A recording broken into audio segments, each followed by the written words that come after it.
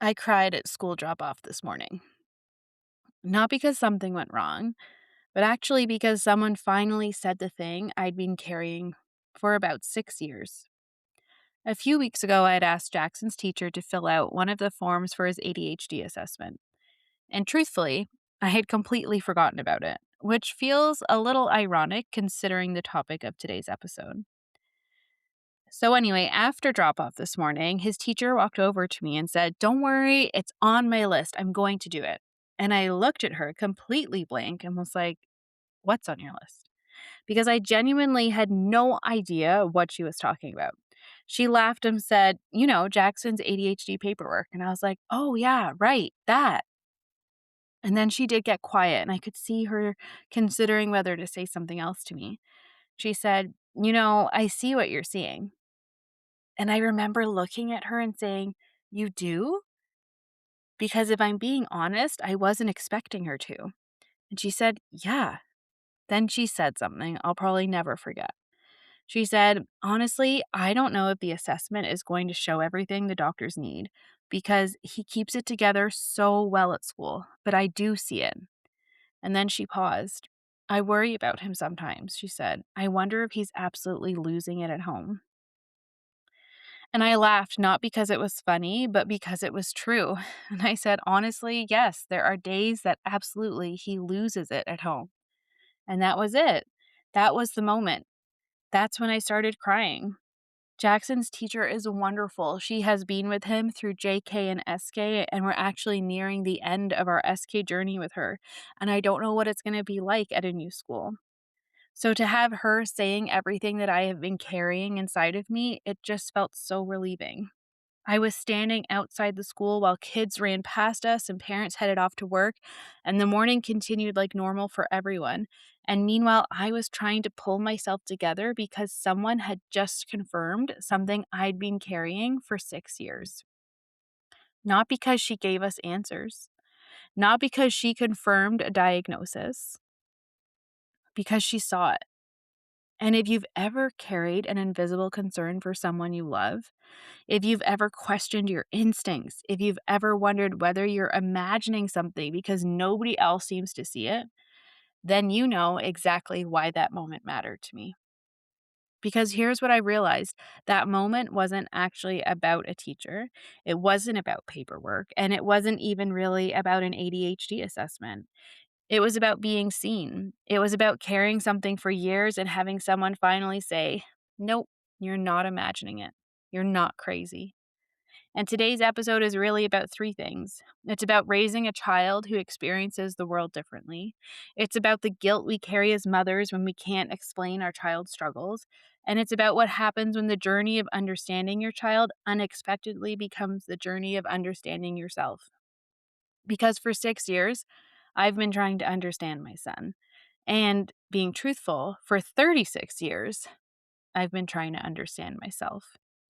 Today, I'm sharing the moments that changed everything: the meltdown that made me realize he needed help, the assessment that finally gave us language, the conversation with my husband that I didn't fully understand until years later, and the realization that's making me look at my entire life through a different lens. So, whether you're parenting a neurodivergent child, carrying guilt you can't quite explain, or simply wondering why life seems harder for you than it does for everyone around you, I hope this episode helps you feel a little less alone. Hey, friend. Welcome back to Lo's Couch. I'm Lo, and this is the place where we sit down together and talk about the messy, beautiful, complicated parts of being human, the things we carry, the stories we tell ourselves, the relationships that shape us, the questions we're still figuring out, and all the ways we're learning, growing, healing, and becoming. So grab your coffee, get cozy, and let's have the conversation. I think what hit me hardest this morning is that the story didn't start with ADHD. It didn't start with school. It didn't start with assessments. This story started years ago, before I had language, before I had answers, back when all I had was a feeling. And truthfully, maybe it started before Jackson was even born. My pregnancy with him was awful. My nervous system felt like it was on fire. I was anxious, overstimulated, exhausted. I had headaches constantly. I was dizzy all the time. I never felt settled. I felt like my body was living in survival mode. I was on fire. And there is something I've never talked about openly. For years, I have carried guilt about that. Because when your child struggles, your brain starts looking for reasons. At least mine did. And there were days I'd look at Jackson struggling and wonder, did I do this? Did my body do this? Did the way my nervous system lived during those 9 months of building him somehow become his? Did I make the world harder for him? And if I'm being completely honest, there were days I wondered if my body had failed him before he even got here. And that's a really hard thing to say out loud, but I know I'm not the only mother who's ever had a thought like that. Because when your child struggles, love has a really funny way of turning it into self blame. And I want to be really careful here. This isn't science. This isn't certainty. This is guilt. The kind mothers carry when they love their children so much that they start searching themselves for explanations. Because if I could find a reason, maybe I could fix it. Maybe I could undo it. Maybe I could protect him from it. And honestly, that guilt still sneaks in sometimes. On the hard days, on the days where he is so overwhelmed, on the days where everything feels harder than it should, for him and for me. That voice still whispers, maybe all of this is your fault. But what I've learned is that guilt and truth are not the same thing. And what I needed was not blame. What I needed was language. So when Jackson was little, I knew something felt different. Not wrong, just different. And that distinction matters because I never looked at my son and thought something was broken.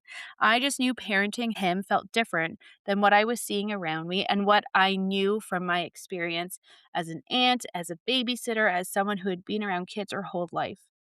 And if I'm honest, there was a season where I wondered if I was just a bad mom.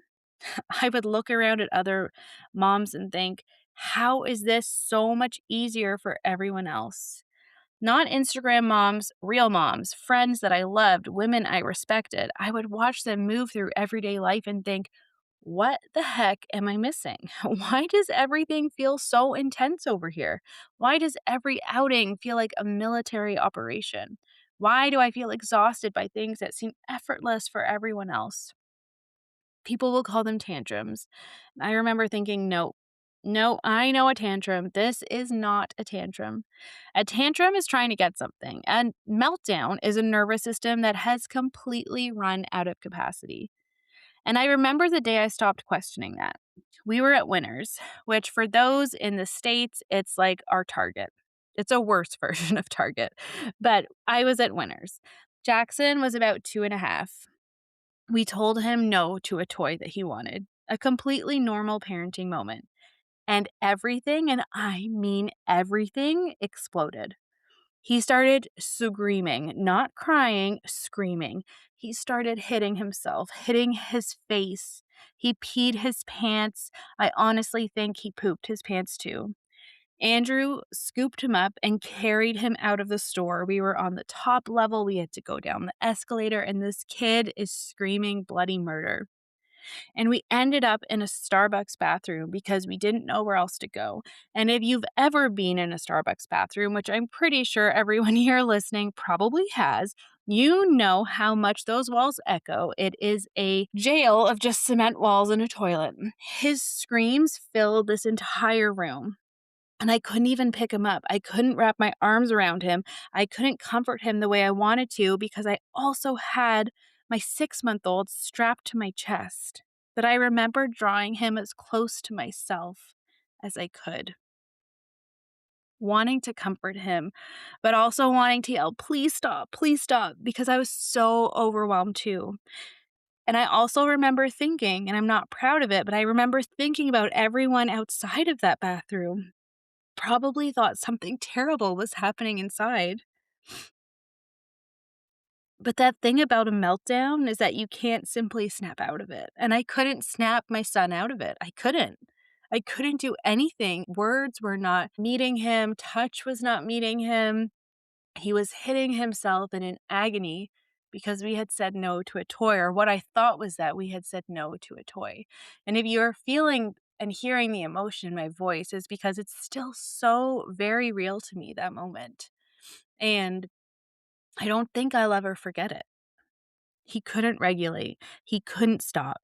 And standing in that Starbucks bathroom, I knew something I'd been trying not to know for months. My son needed support, not punishment, not stricter parenting, but support. And so did we as parents. One thing nobody prepared me for was how differently two loving parents can experience the same child. And I want to be really clear, Andrew is an incredible father. This is not a story about a husband who wasn't paying attention. It's a story about two people seeing different pieces of the same puzzle. Because there would be moments I'd say, "Something feels different." And he'd be like, "He seems okay to me." And neither of us were wrong. We were just seeing different versions of Jackson. Sometimes Andrew got a version I didn't. Sometimes I got a version he didn't. And honestly, that can feel very lonely for Andrew and for myself. And it's not because your partner isn't supportive, but it's because you're trying to explain something you can't really explain yourself. You just know it. I had a knowing. I felt it. I noticed it. And you're carrying that knowing around, waiting for someone else to see it too. There were other signs too. The wet shirt that suddenly ruined his entire day, the socks that always, every day felt wrong to him, the trouble falling asleep, the sounds, oh my gosh, the sounds. No blenders, no loud music, sometimes not even normal music. He'd cover his ears and say, "It's too loud, Mummy," and run away.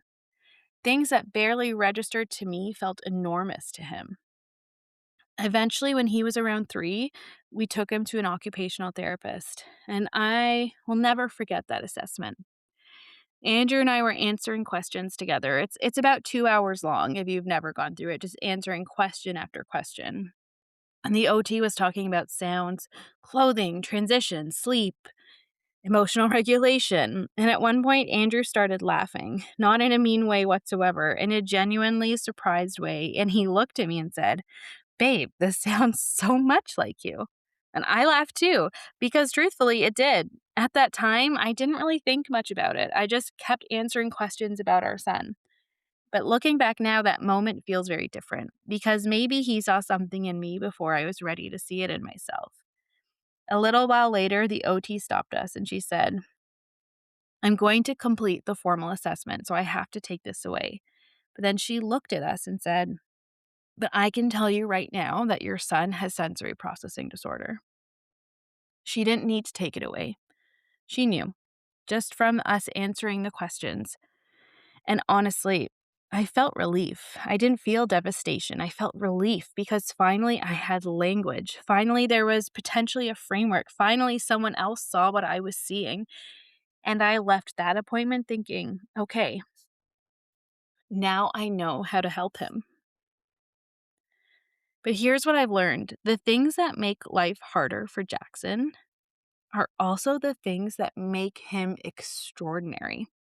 We call them his superpowers because he feels deeply. He notices everything. He sees things other people miss. There have been so many moments where he'll notice something the rest of us completely were unaware of. Someone sitting alone, someone having a hard day, a shift in someone's mood that flew right over everyone else's head. It's like he experiences the world with the volume turned all the way up.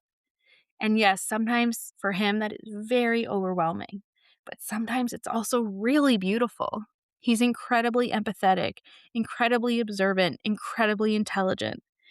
The same nervous system that gets overwhelmed by the world is also the nervous system that experiences the world in extraordinary ways. And I wouldn't trade that, not for a second. I don't want a different child. I just want him to have the support he deserves and to see how extraordinary he himself is. As Jackson got older, something else became clear. The world wasn't seeing what we were seeing because he's what they call a high masker. At school, he's wonderful. Teachers love him. He's smart, kind, helpful, funny.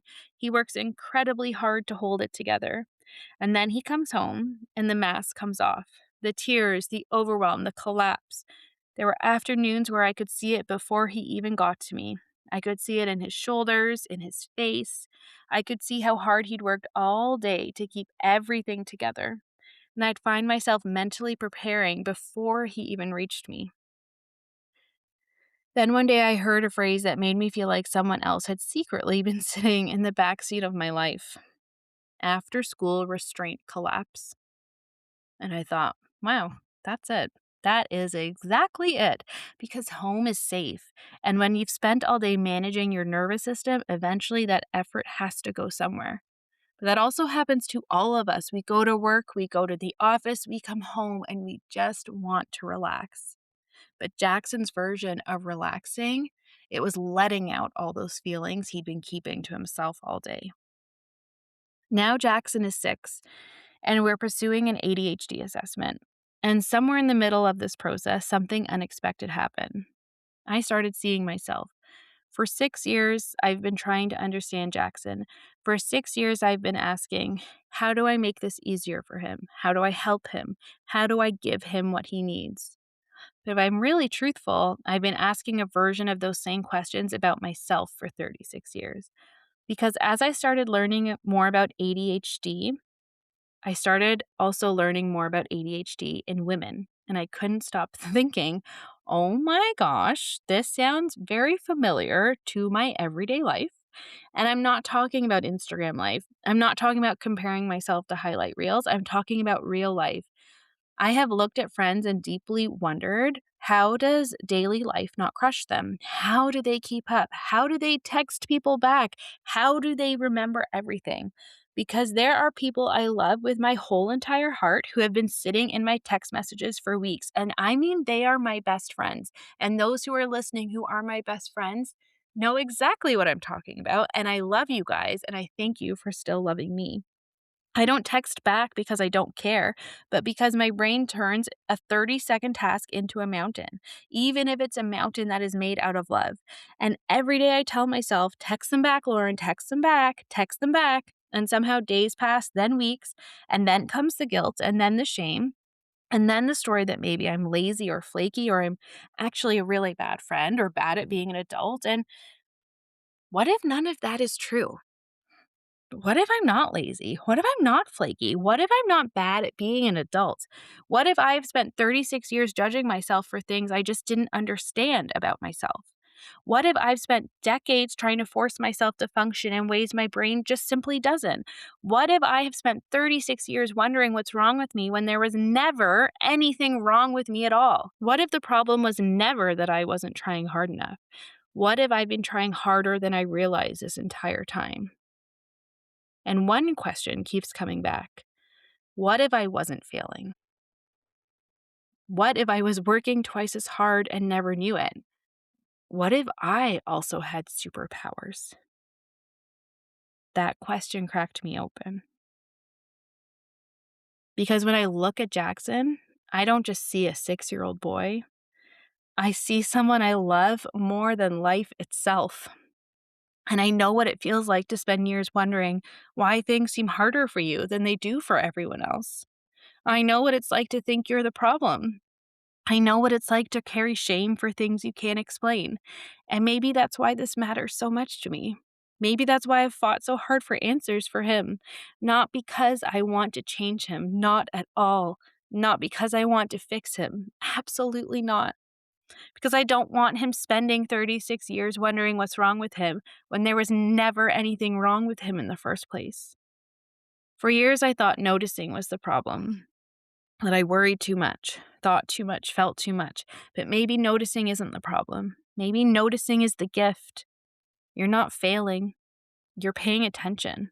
And children like Jackson need people who pay attention. Maybe I'm his gift. Looking back now, I think there were mirrors everywhere. In the occupational therapist's office, in conversations with Andrew, in teacher meetings, in checklists, in research rabbit holes. I just wasn't ready to see what they were reflecting yet. For 6 years, I've been trying to understand Jackson. And if I'm honest, for 36 years, I've been trying to understand myself. For 6 years, I thought I was helping my son understand him. And maybe I was. But somewhere along the way, he helped me understand myself too.